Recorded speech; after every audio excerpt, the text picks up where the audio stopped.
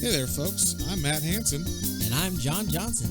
And you're listening to Planes, Trains, and Comic Books, the podcast where we discuss favorites we've reread, comics we want to read, and everything in between. And here's the comic we picked this week.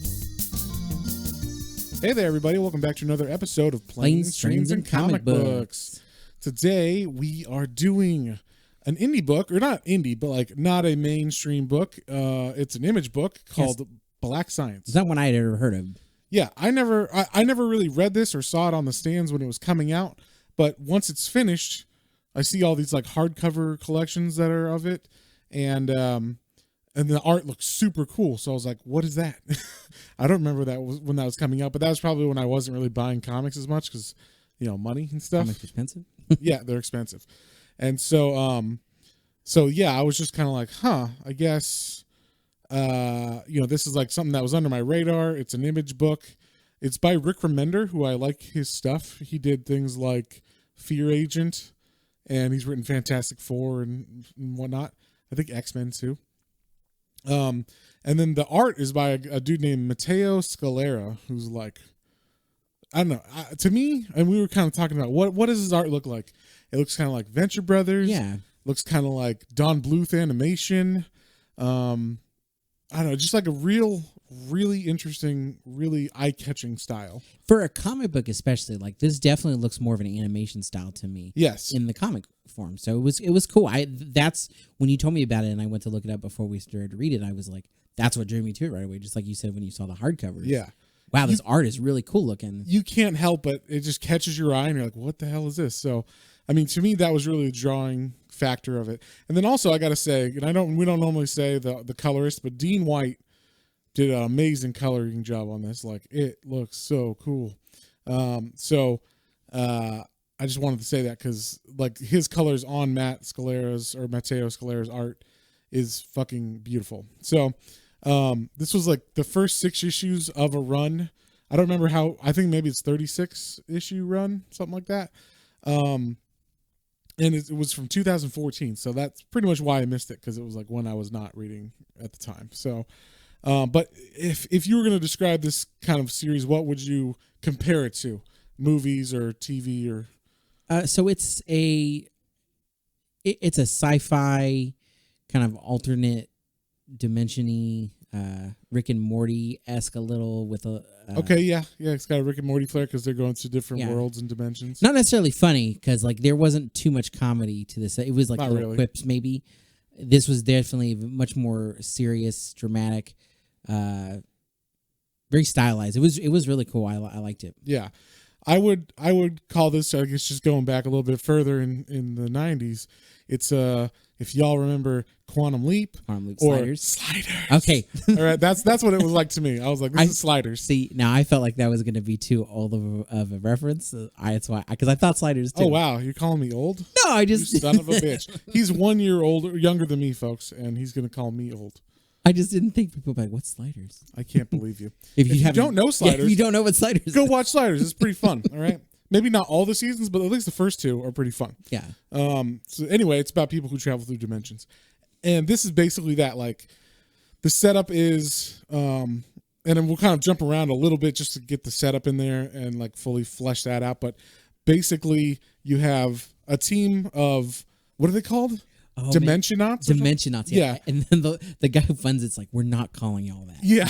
And they're like, no, we're Dimensionauts. So they're Dimensionauts. So they're astronauts, in quotation marks, who go to other dimensions. And they're like the first team of people that have done this. So, and they have this machine called the Pillar, and that is the Stargate. What have you? Yeah. Like.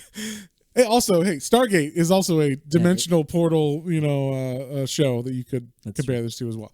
This is a thing. This was a thing, and it definitely felt in that vein. I could tell what was going to happen just based on me having watched a lot of those shows. Oh, yeah. We were kind of talking about this before, too. Like, the comic was really fun. Yes. But it was definitely predictable. Like, you could kind of see where it was going. Although, I have to say, in this arc that we read, I kind of do wish there was, like, one or two more issues because I Yeah. feel like there was a tiny bit that they could have wrapped up that I would have been okay to keep reading. A little. Well, I mean, this is being the first trade. They just want to leave you hanging so hard that you want to find out what happens next and continue reading. So, it didn't feel necessarily like it was written for trade, though. Like a lot of series nowadays feel like that. I mean, it definitely left you on the biggest cliffhanger at issue 6, and I think it knew that when it did it. But like each issue definitely had a cliffhanger, and it definitely had like a different feel and everything. That's true. As they go through the different dimensions, you get like completely different environments and stuff. So it's pretty cool. That's true. That was cool that you mentioned it. Every issue ended on like a little like, what? Yeah. Like that was kind of cool. That's true. Which is nice because that's how it's supposed to be in comics, I would think. And we don't always get that, especially for the ones that are written, like you said, for trade. Yeah. Like sometimes they end on like a mediocre, like, we'll see you next time. Yeah. No, and you're it's like, what okay. the fuck? Like that was very anticlimactic. Yeah. So I appreciate that Rick Remender knows how to write for comic books monthly. And then those also, you have a bigger reveal or a bigger cliffhanger on the 6 issue mark, you know, so it's kind of both for trade and for monthly issues. So first things first, like right away, this drops you into the middle of the action. Issue 1, page 1 is the main scientist's name is Grant, and he is running with another scientist named Jen, and they're running from some frog monsters that are riding eels. And it's like, what the fuck's going on? And we don't know. And are they like Indiana Jones or something? Or like, why are they being chased? And we don't know. And I loved this world. I don't know, like the environments of it. It was very like, I thought like jungle type. But then when they showed the world, it's like there's a bunch of like Aztec temples on top of turtlebacks, like gigantic turtlebacks. And the world is like filled with water. So it's like, the only land is the turtlebacks kind of thing. So that's why the temples are built on top of them.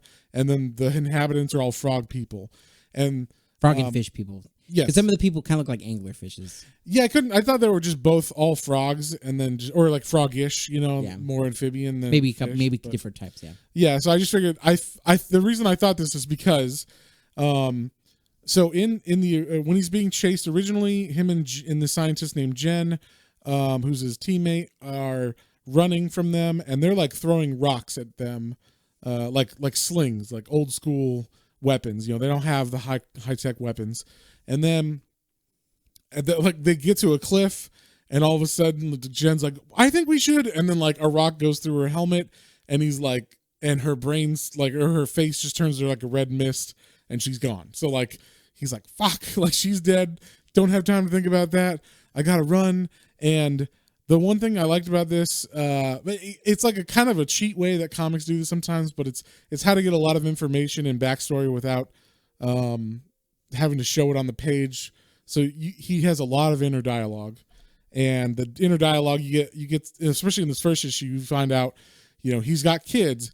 Him and his wife have issues. He loves his kids, but there's always a struggle between his kids and his family and science time.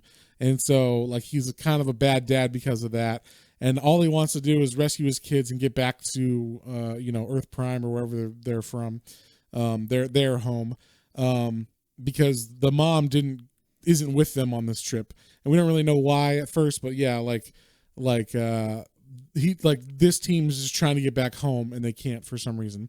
And then we also find out they have a ship, and it's called the Pillar, or not a ship, but like a machine that's called the Pillar, and it's what takes them through dimensions. And it is low on coolant, and it's going to explode if they don't get it. So that's what they were looking for when they got. It wasn't like, you know, gold or treasure or anything. It was like, we're just looking for water, basically like fresh water to pour into this thing so it doesn't explode when it takes off. And we find out it basically every time it lands in a new dimension, it has a random time set.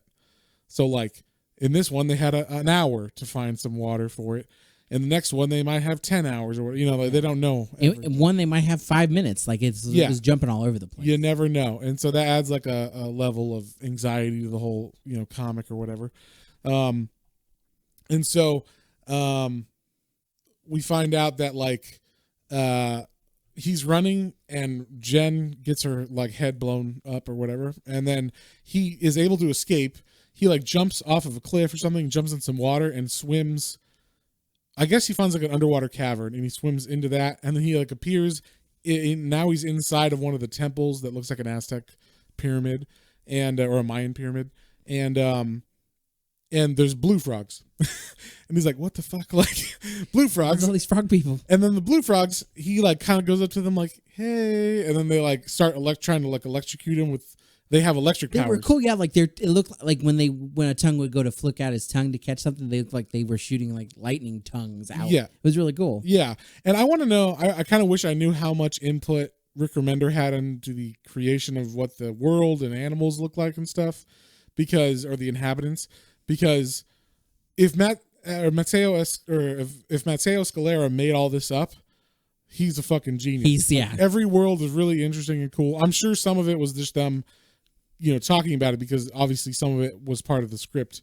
So you'd have to say there's definitely frog people, right? Yeah. So, but I don't know if he was like frog people like this, and look like this, and their powers are X or whatever. So, so these blue frog people, they have electric powers, and we find out that they're kind of like the upper class frog people, and the yellow ones on the outside of the pyramids or the temples are like the slave people of these blue frogs. So they have like a stripper on their table, and she's naked and stuff.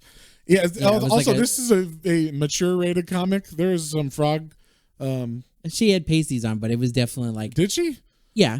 I think so. I don't think she did. But no? Okay, well, I mean, it's a frog body. I don't want to judge. I can't tell. Yeah, it is a frog body. I'm not 100%. But they had a frog body that had accentuated or had mammalian features. Yeah, exactly. So it was kind of like, that's weird, but you could get with the point they were going for there. Yeah, basically, this she's yellow dancing frog, for these other frogs. Yeah, and they're being really rude to her. Like, you could just tell by their mannerisms, like they're treating her like shit, and she doesn't want to be there. But they're making her kind of dance for them. And so he sees this after he kind of like beats up some of the blue frogs. This is actually pretty cool. He like hits one, rips its head off, and then it still has the electric power. So then he's like wielding that against them. He's like, fear before me or whatever. And then like, so he sees this like stripper dancing going on, and he's like, okay, she looks like she's having a bad time. I'm going to save her and then peace out. So he does that.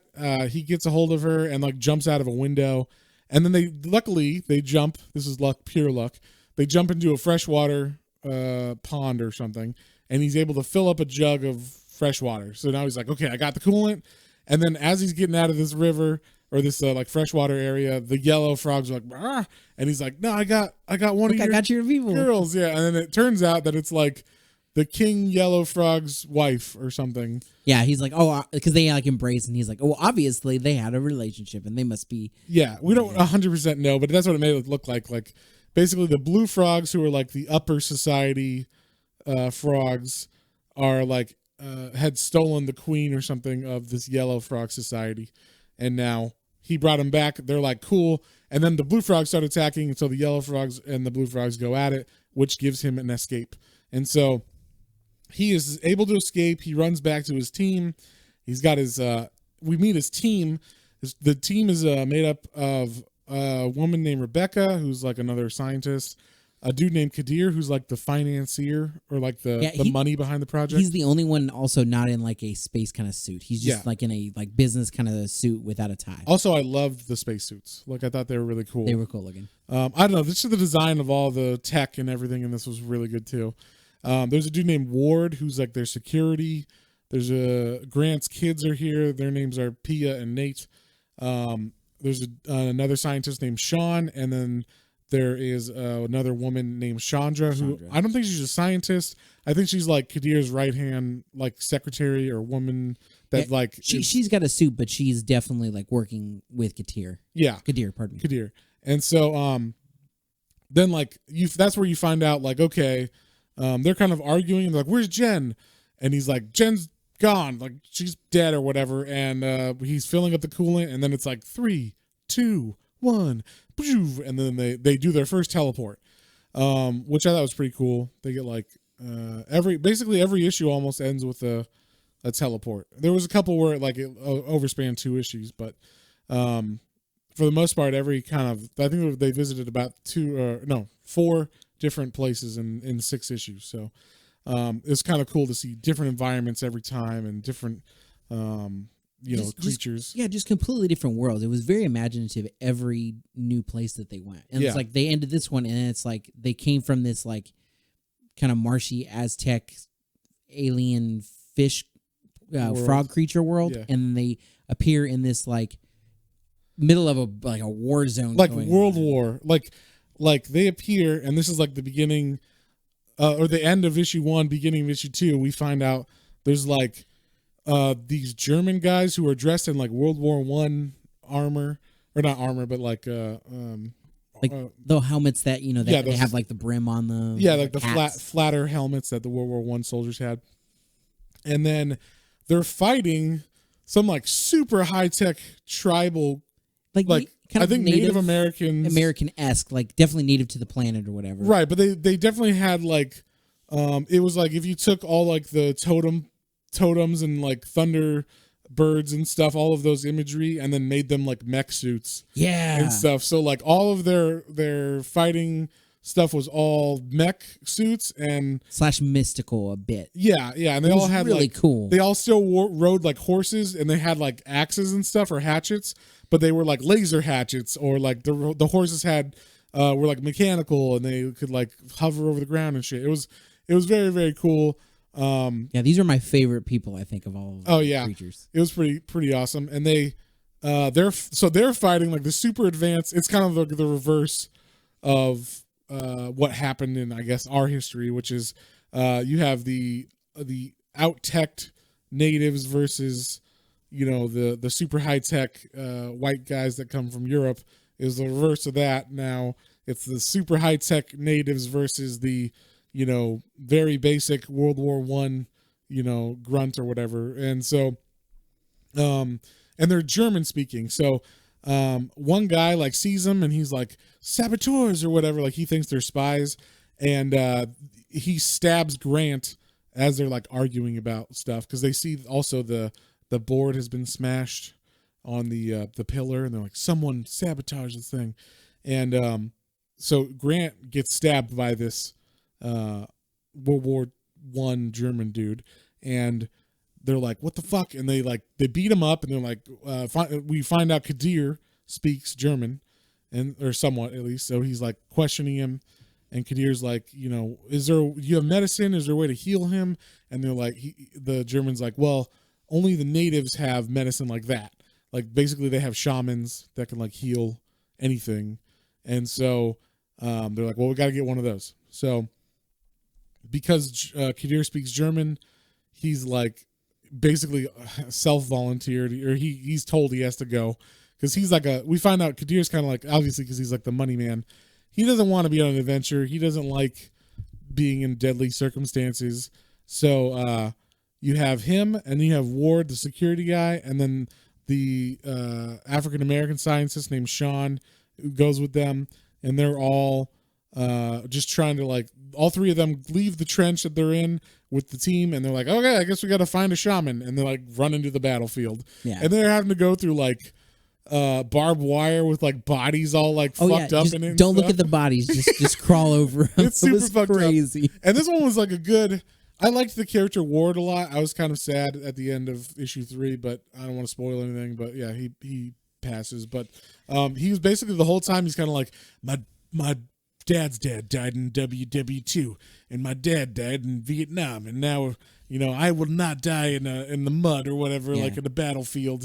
He's going through. He's like, all of their stories have like led me to understand of like how to handle these kind of situations. Yeah. So even though he's just like security for scientists, somehow he's able to like get through all this battlefield. And then like issue 3, that's kind of like the end of issue 2 ends with like Grant seemingly like he's gonna die. He kind of passes out, and it leaves it hanging like, Grant, and then just leaves him hanging. So issue 3 starts, and we find out that like back before all this happened, we have a couple things going on. This was like before they did their first dimensional teleportation. We find out Kadir was like a son of a bitch. Like he was basically planning on using or like taking all the credit for this discovery of like transdimensional travel, and he was going to make sure that Grant wasn't going to get any credit and he wasn't going to cause any trouble for it, because he had dirt on Grant, and that dirt was Rebecca, one of the team members, was sleeping with Grant, and he had video footage and all this shit. So and they have been for years. Yeah, for years. So while Grant seems, he seems very repenting, and he's like, my wife and my kids, and in his head he seems a little bit more like heroic, I guess, because it's his head, right? So yeah. He seems like he's sorry to us, the reader, because we're reading his inner thoughts. But what actually is going on is he's fucking this other scientist for years, and Kadir's like hates him, and so there's all this inner tension in the group kind of thing. And then we cut back to the battlefield, and Kadir and Sean have found a shaman with Ward, and they see the powers of the shaman. Like, yeah, it was cool. Like, so like they like come up on a camp of them, and like the shaman is like has like this staff, and he like shoots this beam out of it that it looks like there's kind of like animals in it too, like look like birds or something. Like, I don't know, spirit animals. Something, yeah, some kind of. I don't want to be. No, it's just that's what the art looked like. Yeah, but it was also like a mechanical staff. Like it looked like. Yes, it looked like it was a mix of science and whatever their spiritual beliefs are. Yeah, but it was cool, and like there was a hole in the chest of this soldier, and it just like closed up and then looked good as new after he got blasted with it. So they're like, so that's it. Guy. That's what we need. So they like basically just kind of rush in real quick, knock him on the head, bonk. And then like they try to run away, and of course they get seen with him. So that now they're on the run back to the ship. And I think it only had like 4 hours. Yeah. Like when they first got on this new area, they had like 4 hours to get back to the ship. So the pillar. The pillar. And so I'm gonna call it the ship a couple times because in my head it's just a ship. But yeah. So they're like on the run, and this is where you get to see like the full like what the native tech people have, like the warriors. They have like these crazy mech suits, like just like like I don't know, Voltron style, where they can like command these things, and they're like trying to get them and chase them down. They have guys in like these flying suits. They look like basically mechanical wings. Thunderbirds. They're like like mechanical Thunderbirds, and they even have like the outlines. I don't know. It looked exactly like Native American cave art, but in mechanical. If you took that and then someone designed a spaceship or wings or whatever based on that, so it's very, very cool like design on it. And then they also had like horses that are like mechanical horses and stuff, and so they're being chased down by all these people, and they're like I said, they have like laser axes and like kind of native looking weapons that are now super high tech or whatever. And then like we cut back to this like super like the team. It's the team, and this is like a super fucked up moment. Like Rebecca, who is the other scientist lady and also Grant's lover, she is trying to like calm everybody down, and then like the German who they have as prisoner now is like you can tell he's like trying to like weasel a way out or like figure out how to get out away from these people. And then like we see a German patrol coming, and they're walking, and they're like wunderbar, like hello, like whatever they say, I don't know. And then wow. and then so they're like trying to figure out what's going on in this like pit area, and it's interesting because like you think they're gonna get discovered because they all they have to do is like look down, and then the German prisoner hears them, and he's like we're here, I'm here, I'm a prisoner. And like Rebecca has to like hold his head down in some mud. In the mud, yeah. And just keeps holding it down in the mud until basically he dies. So like she has to murder this German soldier to keep him from like alerting his buddies, who are going to assume that they're spies or whatever, and capture them. And so that was like super fucked up. And then another fucked up thing happens, which is we find out not only is Kadir a son of a bitch for trying to take credit for like all of Grant's discoveries and stuff as far as interdimensional travel. But we find out that Kadir basically set up Grant and his team, I guess, to like for the machine to go off on accident in quotation marks and send his team and Grant off into some dimension to be lost forever. So like he basically sabotaged the machine and sent them off to die, so then he wouldn't have to deal with, you know, them calling him out and like for him stealing the credit. So he's super fucked up. And we find out that basically he's like when that happened, he's like, what, you have kids? And like, so they were kind of in the room as well, which is why they got sucked in. So like Grant took his kids to work day or some shit on that day, because he's like, kids, we're going into the, you know, the dimensions, you know, and it's the first step towards dimensional travel and finding like infinite medicines for all these problems and everything. He thinks it's going to save the world. Yeah, basically infinite dimensions, so infinite things they can get. And I think that was part of it too, is because they when he has the kids there and Kadir comes in that then too, is like, wait a minute, why you guys are gonna test this today? I thought you guys were gonna wait, and it's because he already sabotaged it, and yeah. So now there's extra people here, and he wasn't expecting that. And oh, okay. So I was like, oh man, he was gonna kill the whole team too. But I guess he just thought it was gonna be Grant and maybe Rebecca or something. Maybe, or yeah, either just the two of them, or he had it ready to go for like when they were going to test it on this specific day. Yeah. But then they were like, oh no, we're going to test it early, because he was like, Grant, you son of a bitch, you weren't going to like, you know, I would invite me to see it. Yeah. Because he was like, he sabotaged the race. He wanted to be there to see them disappear. So that he got sucked into with his secretary or right-hand woman, Chandra. And then also Grant's kids got sucked in too. So it was like a big fuck up. So that's kind of like where issue 3 like leaves hanging, like, holy shit, we know Kadir's the son of a bitch, right? And then and this leads right into issue 4, because we find out that so like Ward, Kadir, and Sean are now running back. They're trying to make it back within like the time limit. And like we already saw, the team is trying to like not be discovered by the Germans, and it's all tense and everything, and they keep like fighting, like all these warriors keep popping up trying to kill Ward and Kadir and Sean.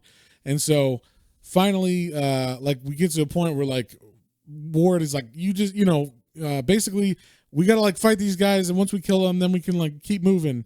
And so he turns around and he's fighting them, and Kadir's got this laser axe, and Ward's like help me out, man, throw me the axe or whatever, and Kadir's just like, peace out. And he Kadir just runs, leaves him hanging, and Ward's like, what the fuck? And he's like, I guess this is how it ends, just like I didn't want it, like in the mud with warriors.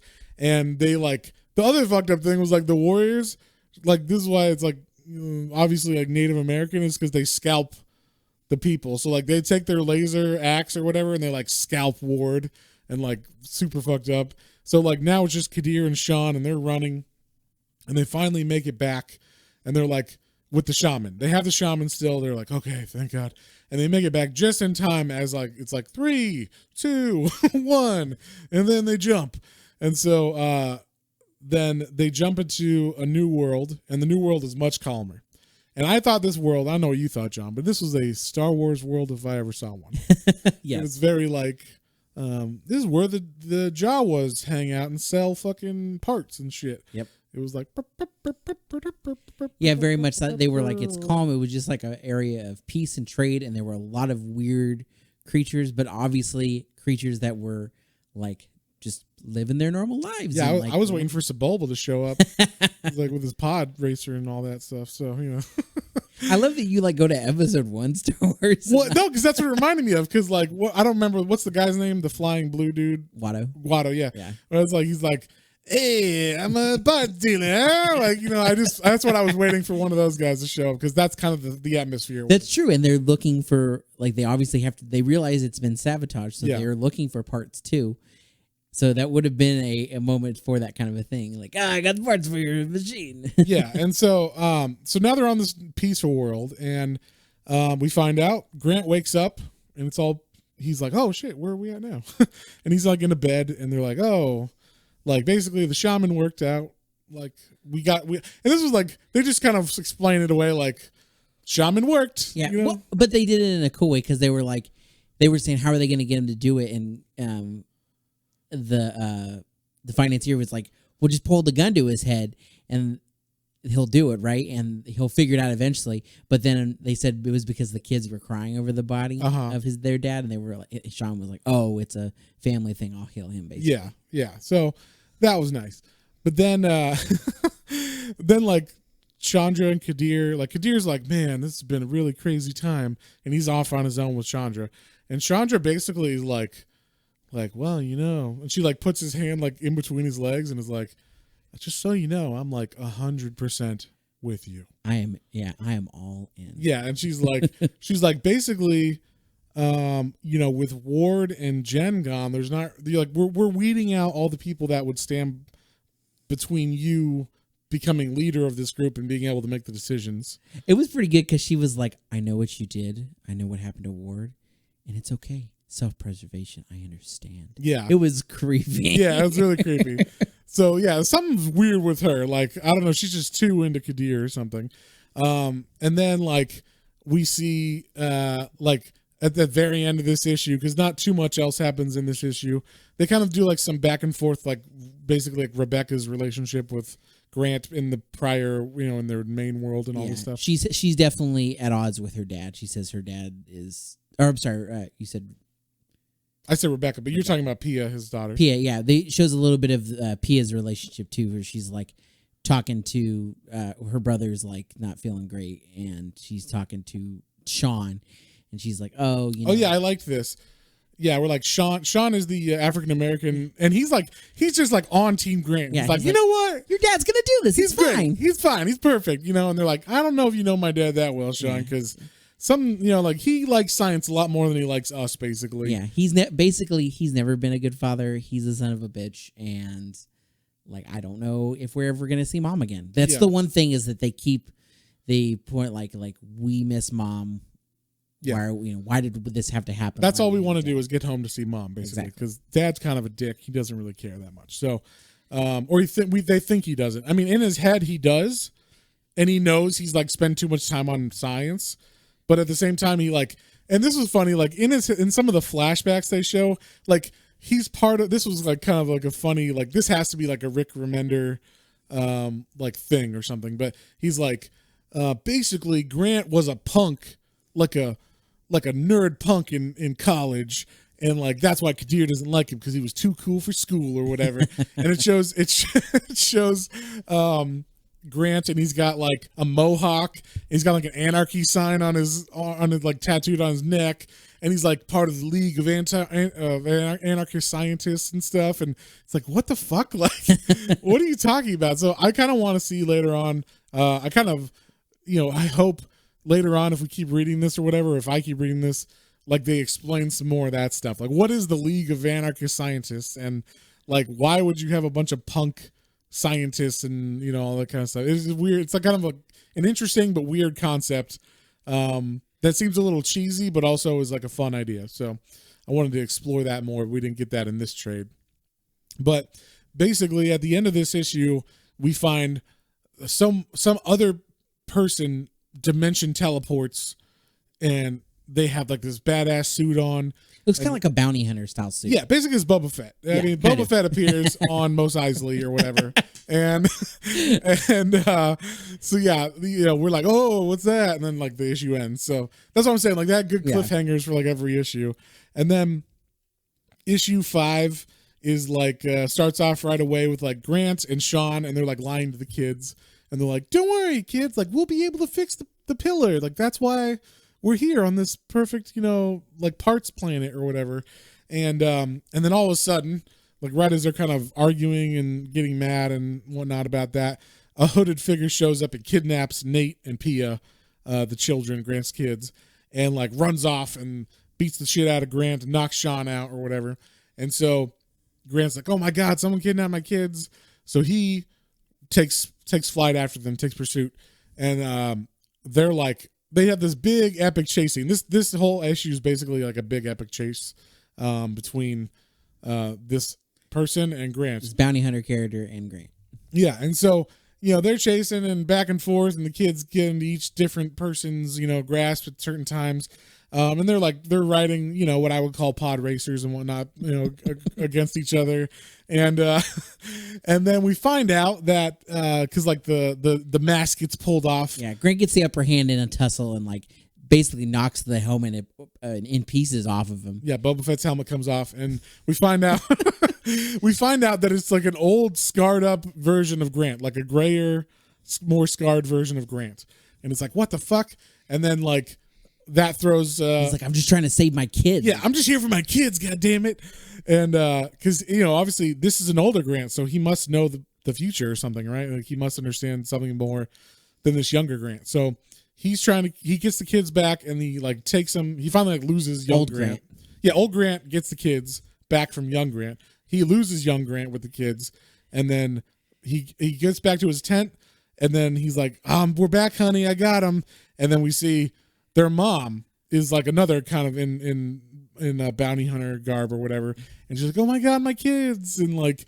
So that's a big reveal. Yeah, and it was kind of cool because that's who I thought maybe was going to be in the suit first. I was like, oh, it's going to be the mom.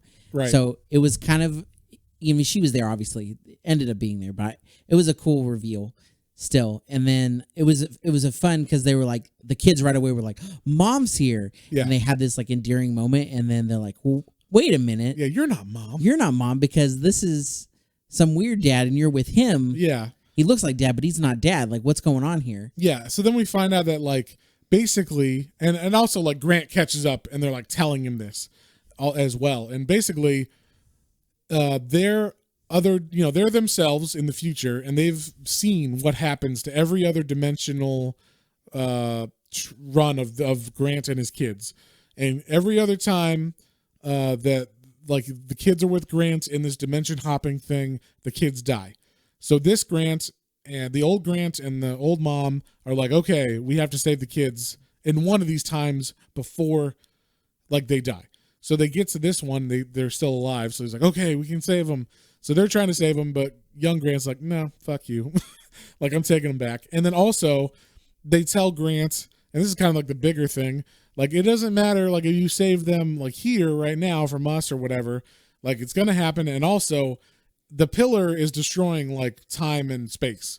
Like it's every time you're going to a dimension, you're not just going to a dimension. You're like cracking the fabric of each dimensional world or whatever. So like each timeline is getting fucked up and is going to spiral out of control and blow up or whatever. And the only reason they know all this is because they're being, I guess, careful about it, and they're only going through like the cracks of time, whatever. Yeah.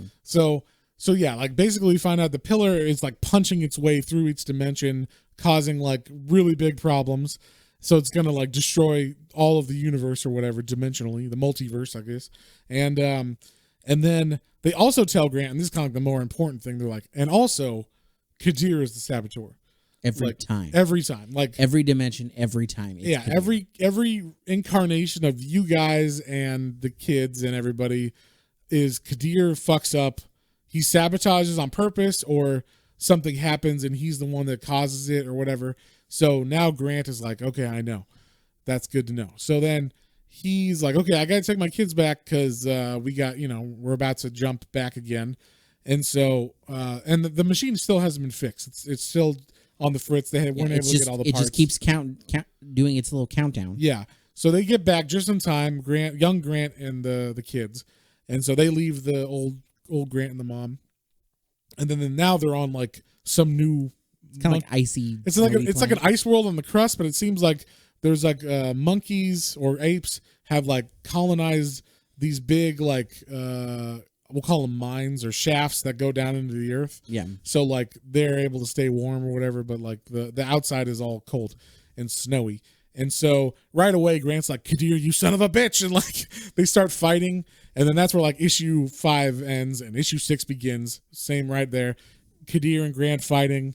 And that was cool because it ends with like Grant jumping and like they're punching. And then he pushes him off, jumps off a cliff with him. Yeah. They're right next to the edge of one of these shafts that goes down into the earth. Yeah. So they jump like Grant doesn't give a fuck. He's just so mad that like this happened. He just pushes Kadir into the I guess shoves him into the pit, and also he goes in. Yeah, because in the next one it shows them punching each other in space, in flight or whatever, in the middle of falling down, and so they land in this water at the end of at the bottom of the pit, which is lucky.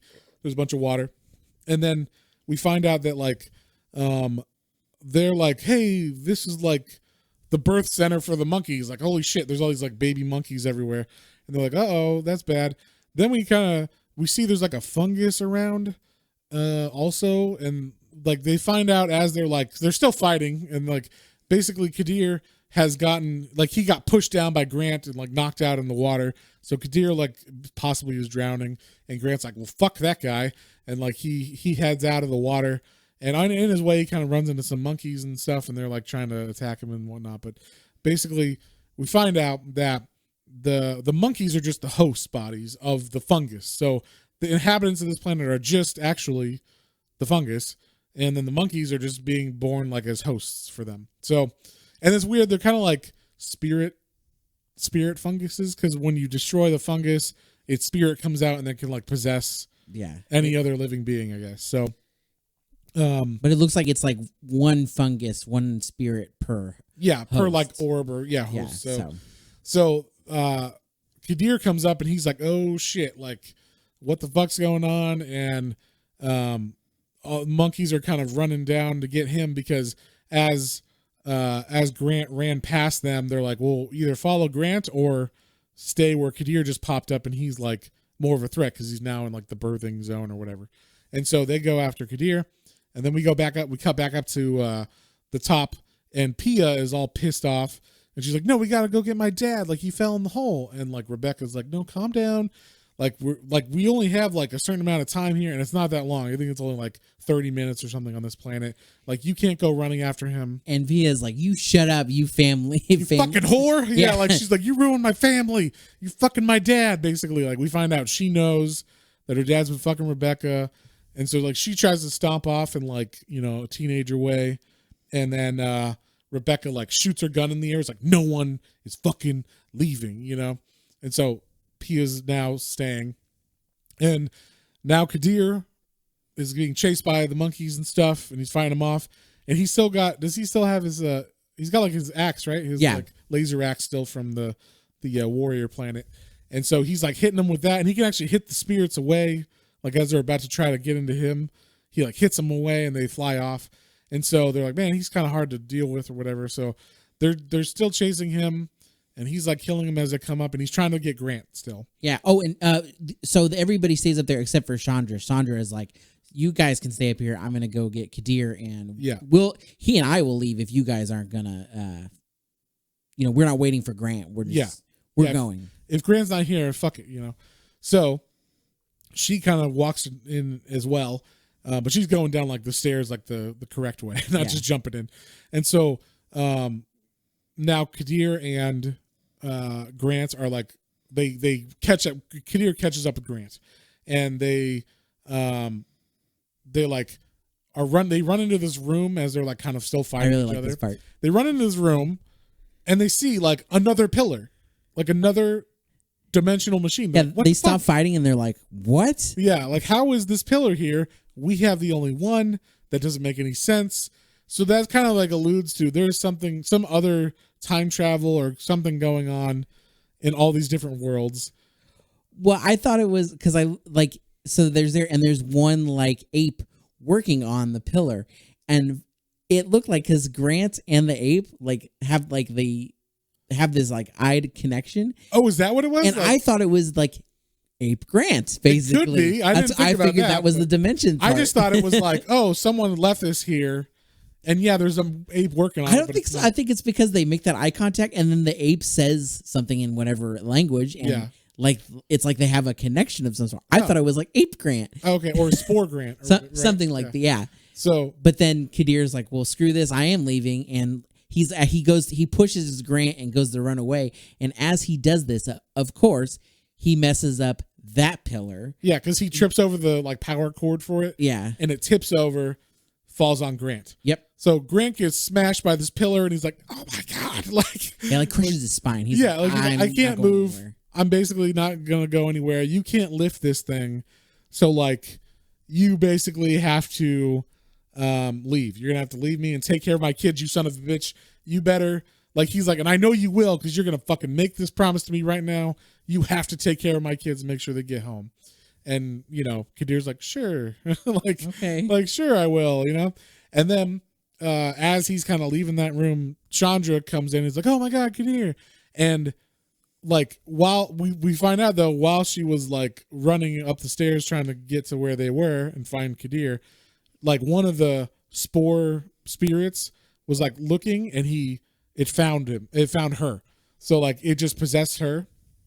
So now she's like possessed by this spore and she's with Kadir and they run up, they get to the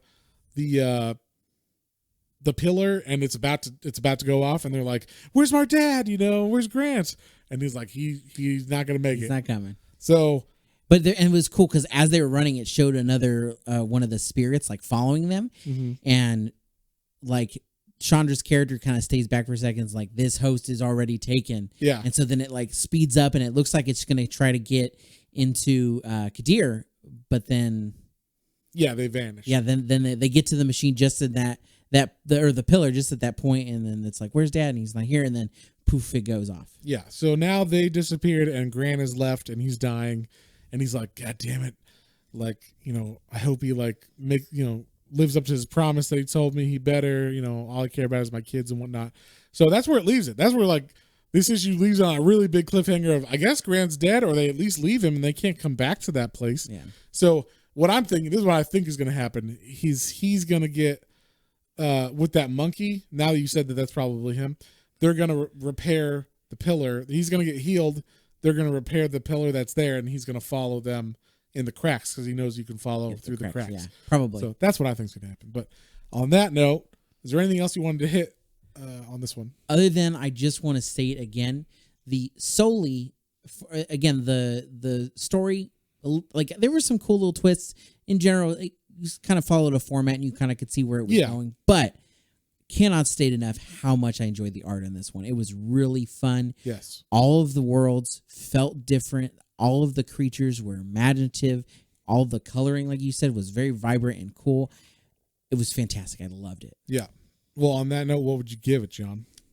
I'm going to give it an 8. It was really solid. I want to continue this. I want to read. Cool. Well, yeah, maybe we'll read another one coming up. But yeah, I'm going to give this one a 7. I felt like the writing was strong. Like it was interesting. I wanted to know what was going on. There was definitely some, like you could tell what was going to happen just based on I've seen Sliders or I've seen other things. You know, you're kind of like, okay, there's this dynamic of every, like, I mean, I'm talking like the Meg. Any time there's like or Deep Blue Sea, there's always like a financier who's the evil guy, who's the money behind the project or whatever. You know what I mean? So yeah, there's always like a love triangle going on, you know, kind of thing. So like I kind of could tell what was going to happen, but it was still like different enough. And like you said, the art was so fucking amazing. Just I want to see what the next world looks like, kind of thing, just because it's so interesting. So I want to know what like other worlds there are in this multiverse of oh yeah, cool imaginative thought. Yeah, and so if it was just based on the writing, like if the art wasn't that good, I'd be like, it's a 6. It was fun. I like it. But because the art's so good, I'm giving it a 7. Like it just pushes it over the next level.